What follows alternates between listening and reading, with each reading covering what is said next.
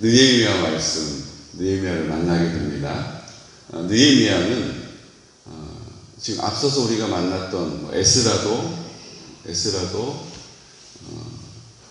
지금으로 치면 이제 목회자죠. 목회자, 그렇죠? 목회자예요.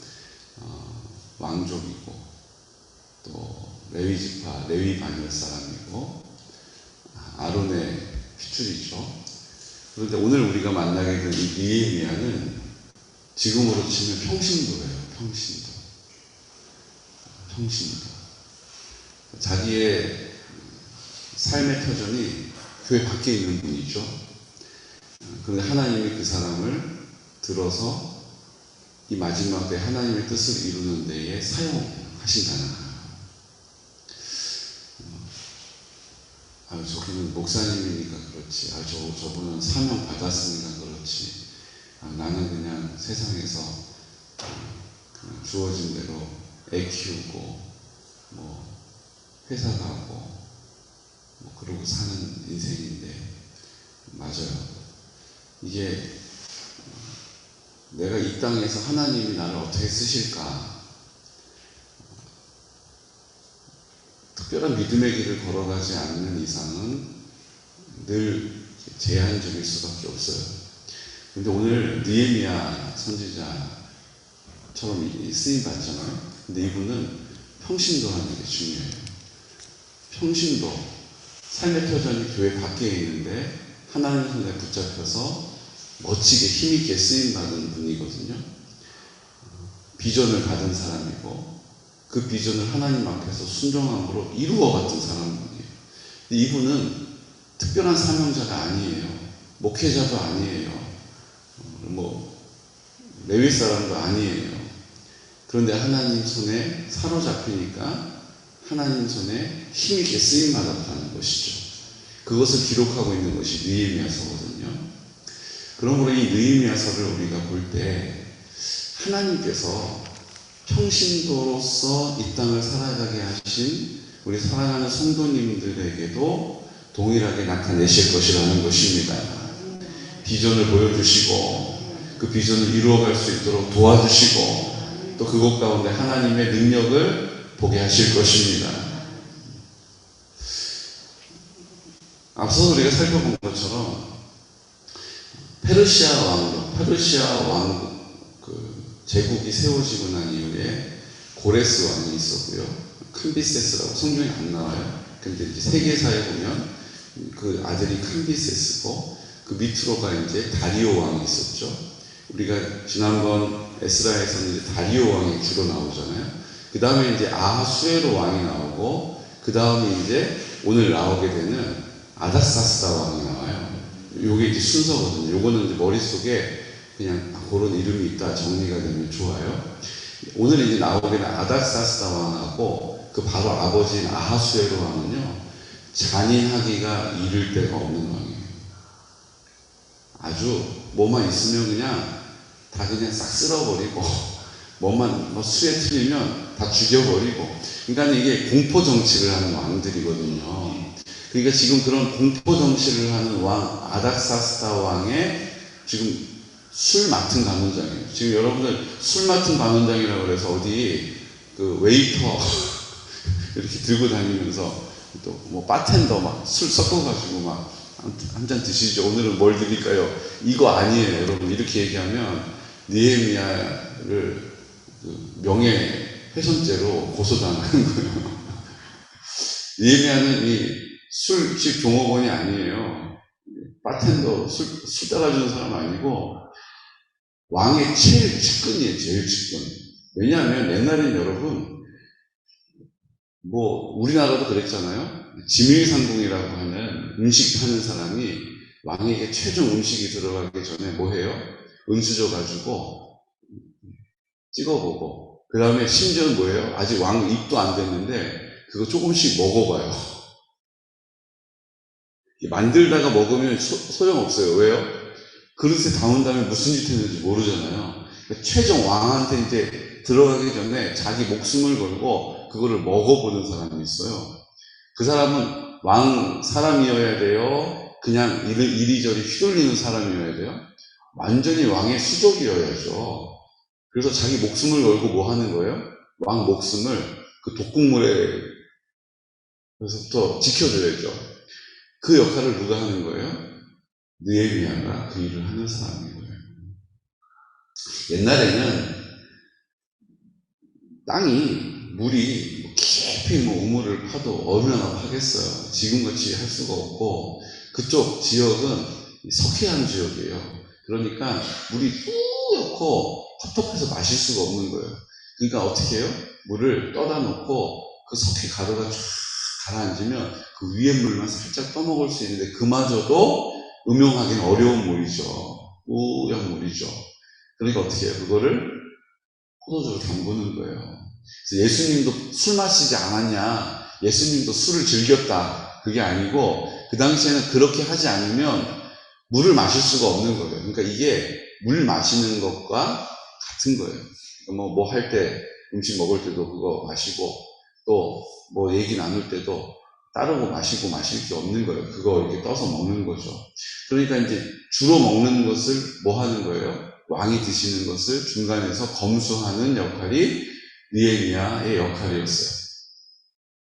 느헤미야에게 그 동생인 하나냐라고 하는 이 사람도 관리예요. 오늘 1장에 보면 그 형제들 가운데에 하나니가 예루살렘에 갔다 와요. 갔다 와서 소식을 들어요. 무슨 소식이 들립니까? 그 성벽이 다 회파되어 버리고 성문이 불타버렸다는 이야기를 듣게 돼요. 왜 이런 일이 일어났습니까? 자기들과 함께 성전 건축하자, 자기들과 함께 예루살렘을 다시 세우자, 이렇게 제안했던 사마리아 사람들이 거절당하죠. 그러면서 이제 안갚음을 품고 어떻게 해요? 왕에게 그 총독과 뇌물을 먹이고 왕에게 계속 뭐 해요? 민원을 넣는 거예요. 계속 거짓 투고를 하는 거죠. 그래서 결국은 아닥사스다 왕 때 어떤 일이 벌어집니까? 이놈들 한번 보십시오. 왕의 그 역사를 한번 쭉 살펴보시면 아시겠지만, 이 예루살렘에 있는 놈들, 이스라엘 놈들은 반역하는 거에 있어서는 끝내줍니다. 고분고분 말을 잘 듣지 않습니다. 뭐만 있다 하면 막 반란을 일으키고, 그냥 뭐 하나님의 이름이라고 그러면서 와가지고 막 그냥 저항하고 아주 난리도 아닙니다. 이제 당신, 우리 왕님께서 그들을 그냥 내버려 두시면 또 똘똘 뭉쳐가지고 반란을 일으키고 또 조공도 안 바칠 겁니다. 우리가 그걸 어떻게 봅니까? 우리가 왕의 목을 먹고 있는 사람들인데. 이러면서 아닥사스다 왕을 싹 부술려가지고 어떻게 해요? 찾아봐 그랬더니 진짜로 옛날로부터 큰 다윗 왕조를 이루고 통일 왕국을 만들고 솔로몬 때 그 인근에 있는 나라들 조공을 받고 뭐 이런 기록이 나오잖아요. 그러니까 안 되겠다. 그들 뭉치지 못하도록 성벽 다 부셔버리고 그들 모이는 거 흩어버려 라고 명령한 게 누구예요? 아닥사스다 왕이죠. 그래서 군대를 이끌고 가서 어떻게 해요?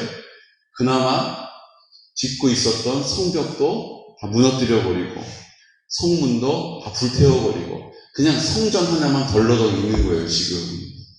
여러분, 성전 하나만 덜러덩 있는 게 무슨 그게 예루살렘의 회복이겠어요.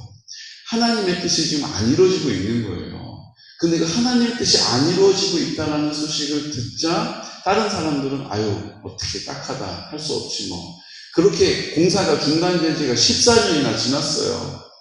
14년이 지난 이후에 그 아닥사스다 왕이 아예 그 지어져 있었던 그 세우고 있었던 성벽마저도 다 허물어버리라고 명령해서 군대가 가가지고 허물어버리고 그나마 있었던 뼈대 그 성문도 불태워버렸다는 소식을 듣고 완전히 하나님의 약속이 가로막혀버린 상황. 완전히 이제 우리가 하나 되기에는 이제 아예 기회가 없어진 것만 같은 절망적인 상황 앞에서 느헤미야가 어떻게 합니까? 다른 사람 같으면 아유 어떻게 아유 뭐 할 수 없지 뭐 아유 왜 그래 뭐 이러고 넘어갈 일인데 4절 1장 4절에 보면 여러분 이 느헤미야의 심정을 좀 우리가 헤아려야 돼요. 내가 이 말을 듣고 앉아서 울고 수일 동안 슬퍼하며 하늘의 하나님 앞에 금식하며 기도하여 뭐 했다고요? 앉아가지고 울어요. 수일 동안 슬퍼하고요. 하늘의 하나님 앞에 금식하면서 기도를 시작해요. 아, 이제 우리 민족이 여기까지인가? 이제 우리 민족이 회복이 여기서 끝인가? 이러면서 울면서 금식하면서 탄식하면서 그냥 하루 이틀 그런 게 아니라 며칠 몇 날을 그렇게 하고 있는 거예요. 그러면서 이렇게 기도합니다. 하늘의 하나님 여호와 크고 두려우신 하나님이여, 주를 사랑하고 주의 계명을 지키는 자에게 언약을 지키시며 긍휼을 베푸시는 주여 간구하나이다. 여러분, 이 기도를 기억하십시오. 지금 느헤미야가 하나님 앞에 드리는 기도를 우리도 이렇게 드릴 수 있기를 원합니다. 하나님 여호와 크고 두려우신 하나님이여, 주를 사랑하고 주의 계명을 지키는 자에게 언약을 지키시며 긍휼을 베푸시는 주여 간구하나이다. 주를 사랑하고 하나님의 말씀에 순종의 태도를 가지고 감사의 고백을 통하여 하나님의 나라를 선포할 때에 긍휼을 베풀어 주시는 하나님이심을 제가 믿습니다.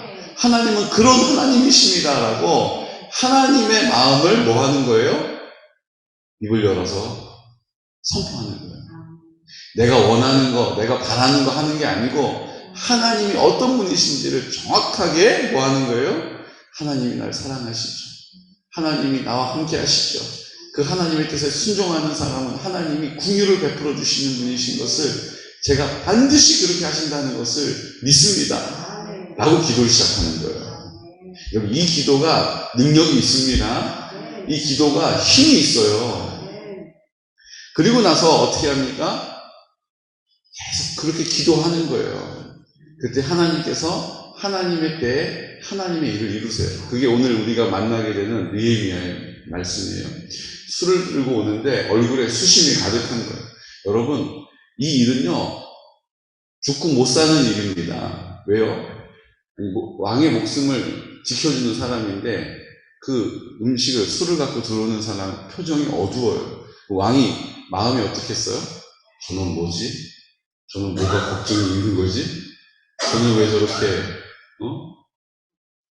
긴장해 있어? 왜 이렇게 저는 저렇게 표정이 굳었어?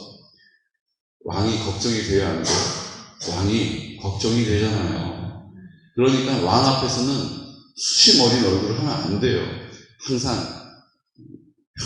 편안한 얼굴로 왕의 마음을 살펴서 음식을, 술을 가지고 나가야 하는데 지금 느헤미야의 얼굴에 수심이 가득한 거예요. 여러분, 이 일은 죽고 못 사는 일입니다. 죽고 못 사는 일이에요. 오늘 성경에도 말하지 않습니까? 이전에는 왕 앞에 포도주가 있기로 내가 포도주를 왕에게 드렸는데 이전에는 내가 왕 앞에서 수심이 없었더니, 당연하죠. 왕 앞에 수심을 보였다가는 죽고 못 사는 일이기 때문에 그랬어요. 그런데 그날은 얼굴에 수심이 가려지지가 않는 거예요. 왜요? 지금 예루살렘 성문이 불타버리고 그 성벽이 다 무너졌다는 소식을 듣고, 그 일을 누가 명령했어요? 아닥사스다 왕이 명령하잖아요. 그러니까 그 원수 같은 명령을 한 사람이 그 앞에 있는 거예요. 그런데 그 왕이 이렇게 말합니다. 내가 병의 여건을 어찌하여 얼굴에 수심이 있느냐? 이는 필연 내 마음에 근심이 있음이로다. 그거를 이 아닥사스다 왕이 읽어내요. 너 얼굴이 왜 그러냐? 너 뭐 안 좋은 일이 있냐? 왜 그러냐? 이 내용을 보면 아닥사스다 왕이 이 느헤미야를 엄청 신뢰하고 있는 것을 보게 됩니다. 그랬더니 느헤미야가 크게 두려워하는 거예요. 아이고, 큰일 났다. 왕의 신비를 건드렸다. 저 왕은 폭군인데 난 이제 죽은 목숨이구나.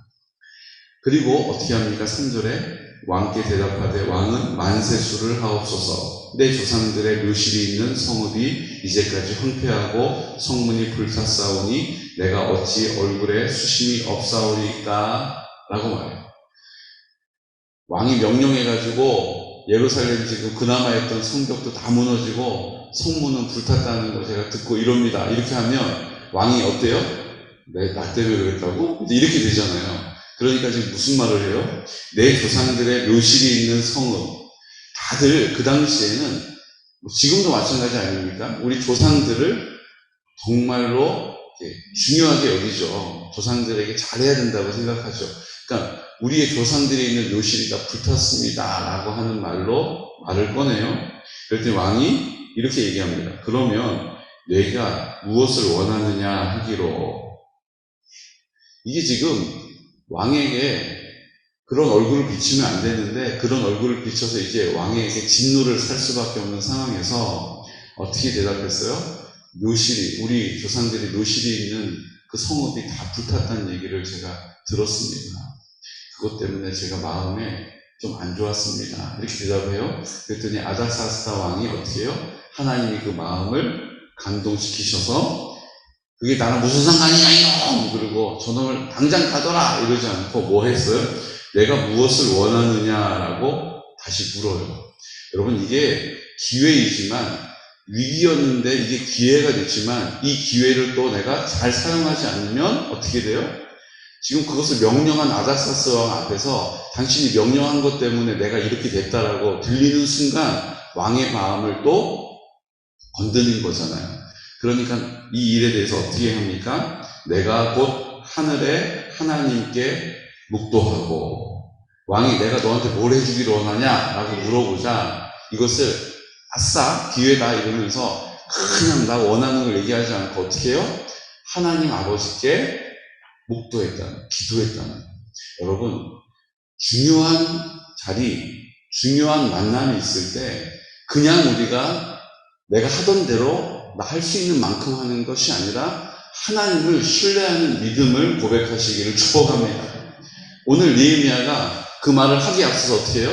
잠깐 하나님 앞에 기도하는 거예요. 잠깐 하나님께 지혜를 구하는 거예요. 저도 이 화살 기도라고 하잖아요. 다 표적을 정해서 그 순간에 잠깐의 시간 동안 기도하는 것입니다. 이것이 능력이 있어요. 여러분 그냥 막 내가 잘하던 거니까 막 하는 거 그거 하나님하고 관계없는 일일 수 있어요. 그때마다 이 대화를 어떻게 해야 될까? 내가 이 만남을 어떻게 이루어가야 될까? 하나님 아버지 앞에 잠깐 기도하는 은혜가 있으시기를 축복해요. 저 같은 경우에도 이 얘기를 하기 전에 속으로 기도하는 거예요. 하나님 제 입술에 하나님 말을 담아주십시오. 할 말을 주님이 담아주십시오. 이렇게 하나님 앞에 그 시간을 온전히 맡겨 올려드리면 주님이 내가 하고 있는 말이지만 나중에 보면 내가 그런 말을 했다니 내가 그런 생각이 났다니 하나님이 나의 지혜가 되심을 경험하게 되는 것입니다. 여러분 느헤미야와 같이 정말로 하나님 앞에서 하나님이 그 입술을 주장해 주시고 그 말을 입에 담아 주시도록 기도하는 믿음의 사람 되시기를 축복합니다. 그리고 뭐라고 얘기합니까? 왕에게 이르되 왕이 만일 좋게 여기시고 하나님이 나한테 허락해 주신 권위자 앞에서 뭐라고 얘기해요? 왕이 만일 좋게 여기시면 제 말을 들어주십시오. 내 얘기를 하고 있는 게 아니라 누구 얘기를 하고 있는 거예요? 왕의 마음을 살피면서 말하는 것입니다. 이것이 우리가 권위자를 대하는 태도가 되어야 한다는 거예요. 내가 잘하는 일이니까 막 내 능력을 나타내는 것이 아니라 나를 통하여 나에게 허락한 데 권위자가 있다면 그 권위자의 마음을 살펴서 말하는 거예요. 이게 아내가 남편을 대하는 태도일 수도 있고요. 직장 상사에 대한 태도일 수도 있고요. 우리가 이 땅을 살아가는 우리의 삶의 태도가 되어야 한다는 것입니다. 6절에도 그렇게 얘기하죠. 나를 보내시기를 좋게 여기시면 7절에 보면 왕이 만일 좋게 여기시거든 계속 똑같은 태도를 가지고 말하고 있다는 거예요. 내가 내 임의대로 막 하지 않고 그 권위자에게 그 뜻을 묻고 그 뜻을 존중하는 내 태도를 보이는 것이죠. 사랑하는 성도 여러분, 우리가 하나님께서 이 땅을 살아갈 때에 그 순간순간 하나님께서 우리를 인도해 가신다는 것을 신뢰하십시오. 그래서 이 사실을 입을 열어서 기도로 아뢰어 드리는 것입니다. 그리고 하나님이 나에게 허락하셨다는 것을 내가 인정하는 믿음을 어떻게 해요? 내 권위자에게 묻고 그 권위자의 뜻에 따르는 것으로 그 믿음을 표현하는 것이죠. 이것이 하나님께서 평신도 사역자였지만 하나님을 기쁘게 해드리는 하나님의 뜻을 온전히 이루어드렸던 느헤미야의 태도였습니다. 사역의 방식이었습니다. 우리도 이 믿음의 길을 걸어가시기를 예수 그리스도의 이름으로 축복합니다. 결국은 왕이 느헤미야를 자기의 왕의 친위대를 붙여주고 원하는 대로 모든 일들을 다 하게 하는 거예요. 그러면서도 아닥사스다 왕이 명령한 것 때문에 제가 그거 뒤처리하러 갑니다, 이렇게 얘기하지 않고 뭐라고 얘기해요? 그 성벽에 대한 이야기, 성문에 대한 이야기는 한마디도 안 해요. 왕의 신기를 건드리지 않는 거예요. 그리고 뭐라고 얘기합니까? 내 고향에 제가 돌아가서 제 조상이 있는 그 묘실이 있는 그곳을 다시 회복시키려고 합니다. 성문 얘기 한마디도 안 해요. 왕이 잘못 결정한 거 제가 고쳐보려고 갑니다 라고 얘기하지도 않아요. 그냥 하나님 앞에서 지혜롭게 말하는 거예요. 사랑하는 성도 여러분, 우리가 이야기할 때 사실을 말하는 것 때문에 관계가 깨질 때가 얼마나 많습니까? 지혜롭게 말하시기를 축복합니다. 그 사람의 마음을 잘 살펴서 말하는 것이죠. 결국은 예루살렘으로 가게 됩니다. 왕의 친위대를 붙여가지고 왕의 깃발을 들고 막 가는 거예요. 거기서 무슨 일이 일어납니까? 호론 사람 산발락과 암몬 사람 도비아가 이 모든 일들이 되지 않도록 막아선 거예요. 그런데 그들이 누구를 만납니까? 왕의 깃발을 끌고 왕의 친위대가 같이 포위하고 오는 느헤미야를 만나는 거예요. 사랑하는 성도 여러분, 아마 그 당시에 예루살렘에 살던 사람이라면 산발락과 도비아의 그 서슬퍼란 그 세력 때문에 기 죽어서 살았을 거예요.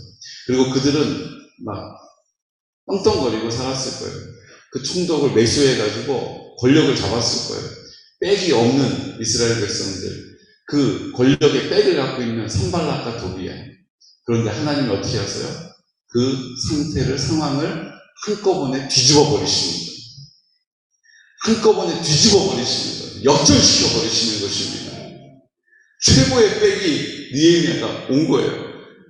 그 이스라엘 자손을 흥황하게 하려는 사람이 왔다 함을 듣고 그들이 듣고 심히 근심했다. 여러분, 상황이 역전되어 버리는 것입니다. 한국 사람도 빽 얼마나 좋아합니까? 한국 사람 빽 없으면 못 산다고 얼마나 빽을 찾아다닙니까? 그래서 한국 사람은 죽을 때도 빽 하고 죽는데요.